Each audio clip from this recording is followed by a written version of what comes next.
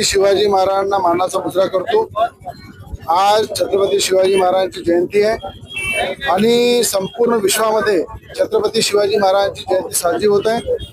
महाविकास आघाडी सरकार असताना, ज्या ठिकाणी राज्याचे मुख्यमंत्री उद्धव ठाकरे असताना, या ठिकाणी उद्धव ठाकरेंनी पूर्ण सोनिया गांधींचे विचार घेऊन, बाळासाहेब ठाकरेंचे विचार बाजूला ठेवून या ठिकाणी छत्रपती शिवाजी महाराजांचा पुतळा जो खऱ्या अर्थानं शिवभक्तांनी बसवला होता, ज्या शिवभक्तांनी येथे छत्रपती शिवाजी महाराजांचा पुतळा बसवला त्या ठिकाणी मोठ्या प्रमाणात या ठिकाणी आरती झाली, आराधना झाली, पूजा झाली। मोठ्या प्रमाणात अमरावती शहरामध्ये उत्साहाचं वातावरण असताना त्या ठिकाणी तो पुतळा रातोरात काढण्याचं काम उद्धव ठाकरेंची मुख्यमंत्री असताना त्यांनी केलं।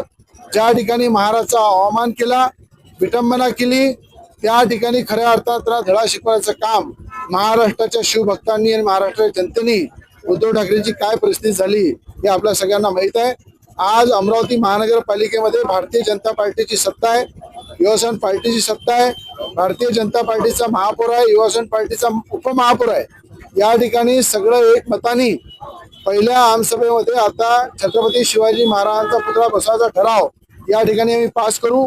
त्या ठरावाचा पूर्ण प्रस्ताव महानगरपालिकेच्या आयुक्ताच्या माध्यमातून, महापौराच्या माध्यमातून, उपमहापौराच्या माध्यमातून तो मंत्रालयात पाठवू आणि त्या ठिकाणी मंत्रालयामध्ये लीगल पद्धतीनं त्या ठिकाणी मंत्र्याच्या सगळ्या बैठकी करून मुख्यमंत्र्यांची मान्यता घेऊ। मुख्यमंत्र्यांनी त्याला होकार दिलेला आहे की मी छत्रपती शिवाजी महाराजांचा पुतळा बसवण्याची परमिशन देतो, आपण त्याची पूर्ण फाईल पूर्ण प्रोसेस करा। मंत्रालयामध्ये आपण त्याला मान्यता देऊन या ठिकाणी लवकरात लवकर पुन्हा तो पुतळा या राजापेठ चौकामध्ये विराजमान होईल। या ठिकाणी छत्रपती शिवाजी महाराजांना बसवला जाईल। यामध्ये छत्रपती शिवाजी महाराजांच्या विचाराची महाराष्ट्रामध्ये सरकार आहे, छत्रपती शिवाजी महाराजांच्या विचाराची महानगरपालिका आहे, म्हणून या ठिकाणी कुठली अडचण येणार नाही। ज्यांनी याचा विरोध केला त्यांची परिस्थिती कशी झाली हे महाराष्ट्राने पाहिली आहे।